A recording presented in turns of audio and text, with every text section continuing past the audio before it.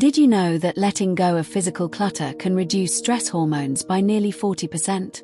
It's true. Studies from UCLA's Center on Everyday Lives of Families found that the more objects people own, the higher their levels of cortisol, the stress hormone, especially in women over 60. Now imagine you've lived in the same house for 45 years. Every shelf, every drawer holds a memory and a heartbeat. That's where Eleanor's story begins. Eleanor Hayes was 73 years old when she realized her home had stopped feeling like home. It had become a shrine, each corner echoing the life she once shared with her husband, Harold. He'd passed away 3 years earlier, quietly in his sleep, leaving behind his gardening gloves on the porch and an unfinished crossword on the kitchen table. For a while, Eleanor couldn't move anything. She dusted around objects instead of lifting them. The cup he'd last used remained by the sink as though he might reach for it again. Friends stopped visiting. The silence became her only companion. Then, one chilly March morning, as sunlight hit the dust floating in her living room, she whispered, "I can't breathe in here anymore." That whisper marked day one of her 3-day transformation. She began not with boxes or garbage bags, but with courage. The kitchen felt safest. It was full of things, yet not too personal. She opened the first cabinet and counted 12 coffee mugs. 12, for one person. She laughed softly. Why did we keep so many? Psychologists call this first step activation energy, the tiny burst of motivation that breaks inertia. In behavioral science, small actions often lead to lasting change. They trick the brain into movement before fear has time to object. Eleanor chose 3 mugs to keep. One her granddaughter painted, one plain white cup for mornings, and one chipped blue mug Harold had loved. The rest went into a donation box. As she packed, she noticed the tightness in her chest ease a little. Maybe, she said aloud, letting go isn't the same as forgetting. Have you ever held on to something because it felt like part of your story?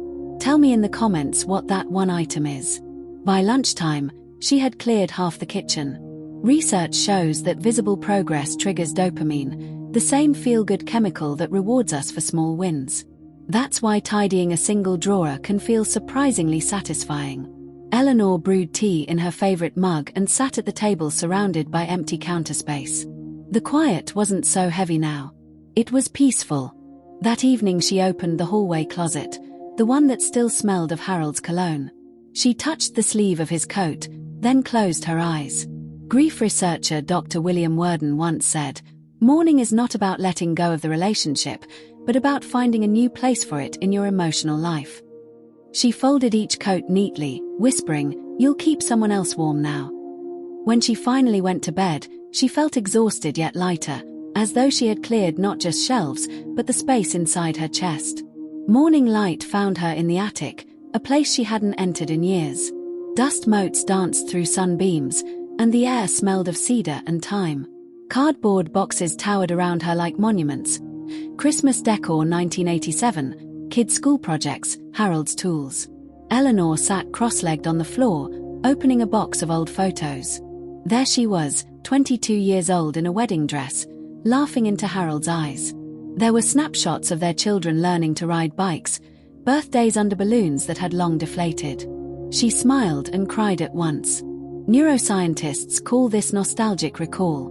It releases oxytocin, the bonding hormone, which soothes grief by reinforcing the feeling of connectedness even when someone is gone. She realized something profound. Decluttering wasn't about erasing her history. It was about curating it. She created 3 piles: keep, share, release. For every photo she kept, she sent another to her daughter or grandchildren. For each memento she released, she said a quiet thank you. Gratitude, after all, rewires the brain. Harvard studies confirm it strengthens emotional resilience and combats depression, especially in older adults. What memory would you keep if you could only choose one? I'd love to know in the comments. At one point she found her wedding veil, now ivory with age. She held it up to the light, whispering, "You were the start of everything."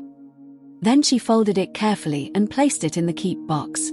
Not out of sadness, but respect. Hours passed.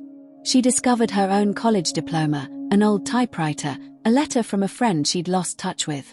For the first time in decades, She saw the full arc of her life in objects. It was humbling and freeing. As she descended the attic stairs, a calm smile spread across her face. She thought, "I'm not losing him, I'm meeting myself again." That evening, she cooked a simple dinner and played a record they used to love. The melody drifted through cleaner air, and she danced, slowly, alone, yet somehow not lonely. On the third day, Eleanor walked into her living room and hardly recognized it. The cluttered shelves were bare, the walls breathed. There was room for sunlight. A 2021 study from the University of Connecticut found that older adults who organized or reduced household clutter reported improved sleep, reduced anxiety, and even better mobility. The brain mirrors its environment. Chaos outside creates chaos inside. Eleanor brewed her coffee and took a deep breath. The house no longer whispered remember. It whispered begin. She loaded the final donation boxes into her car. At the community center, a volunteer thanked her and said, "These will help so many families."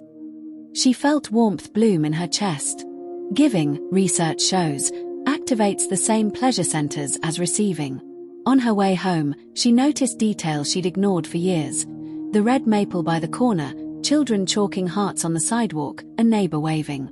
Life seemed brighter, not because it had changed, but because she had made space to see it.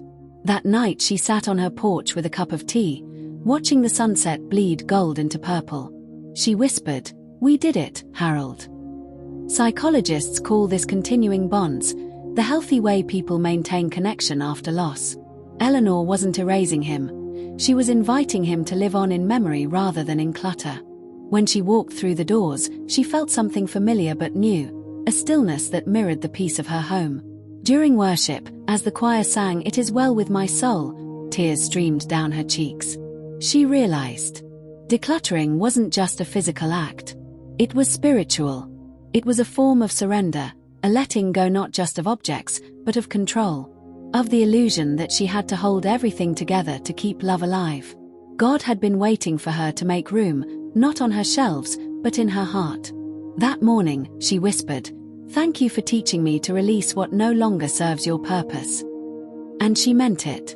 Over the next few weeks, something unexpected happened. Neighbors started noticing the changes in Eleanor. She smiled more. She took walks. She even joined the community center's book club. One afternoon, her friend Marjorie dropped by with cookies and said, "Eleanor, you seem 10 years younger. What's your secret?" Eleanor laughed. "Less stuff. More peace." Marjorie blinked. "Less stuff." "Yes," Eleanor said, smiling. "Turns out, peace doesn't like competing for space." Marjorie went home and started decluttering her kitchen that same day. By the end of the week, 3 more neighbors were doing the same. Eleanor had unintentionally started a quiet movement, one shelf at a time. Studies on social contagion, how emotions and behaviors spread through communities, show that positive changes like tidiness, gratitude, and minimalism inspire similar behaviors in others. When one person reduces chaos, their calm becomes visible. Others, consciously or not, begin to imitate that peace. So yes, decluttering might begin as a personal act, but it can echo outward, transforming families, friendships, even entire communities. With space now open, Eleanor found herself rediscovering joy in the simplest acts. The sound of birds at dawn, the taste of fresh toast, the scent of her clean kitchen. She started journaling again, something she hadn't done since her 40s. Each morning she wrote 3 lines of gratitude. Keycap 1 I'm thankful for breath. Keycap 2 I'm thankful for light. Keycap 3 I'm thankful for the space to begin again. Gratitude journaling, according to research from Emmons and McCullough, University of California, improves sleep and strengthens overall life satisfaction, particularly for seniors who live alone. A month later, she sat at her kitchen table and wrote a letter to her younger self. Her handwriting was steady, her tone kind. "You spent so much of life trying to keep everything, photos, clothes, notes, thinking that holding on meant holding love. But love doesn't live in things. It lives in how we remember, how we share, and how we give. Thank you for finally learning to let go. You made room for peace to move in. With love. Your older, freer self." Why decluttering feels like healing. When psychologists study decluttering among older adults, they find 3 consistent emotional patterns. 1. Grief processing. Sorting through belongings allows unresolved emotions to surface gently, promoting acceptance. 2. Identity renewal. Choosing what stays helps redefine who we are today, not just who we were. 3. Agency recovery. The simple act of deciding restores confidence and self-trust, especially for seniors who often feel life is making choices for them. Eleanor's story embodied all 3. She wasn't just cleaning a home, she was reclaiming herself. If you're listening to this right now and there's a room in your home you can't bear to open, if there's a box in your closet that makes you sigh every time you see it, please hear this. Letting go doesn't erase love. It honors it. It says, "Thank you for what you gave me. I'm ready for what comes next." Start small. Pick up one thing today. Ask, does this still bless me, or is it simply reminding me of what I've lost? And then, without guilt, release it. Give it, donate it, recycle it, or let it go with gratitude. Freedom begins with one decision. Months later, spring arrived. The herb garden bloomed outside her window. Rosemary, thyme, and lavender swaying in the breeze. A young couple moved into the house next door, expecting their first child. Eleanor brought them cookies and said, "Welcome to the neighborhood. I hope your home feels as alive as mine does now." The wife smiled. "Thank you. How long have you lived here?" Eleanor laughed softly, long enough to know that every home has a second chance. As she walked back, she looked around her clean, peaceful space. Every object now had meaning, every corner light. There was no emptiness, only clarity. She sat on her porch, sipping tea, and whispered one final line. "Decluttering didn't take away my memories. It made space for new ones." Maybe you, too, have a story waiting under the clutter. Maybe your peace is sitting just behind a stack of untouched things. Remember this. Decluttering isn't about loss, it's about liberation. You don't have to do it all in one day, or even 3. You just have to start with one drawer, one shelf, one brave decision. And as you do, you'll notice what Eleanor noticed. Your home starts breathing again. And so do you. If this story touched your heart, share it with someone who might need courage to start their own journey. And in the comments, tell me, what's one thing you're ready to let go of this week?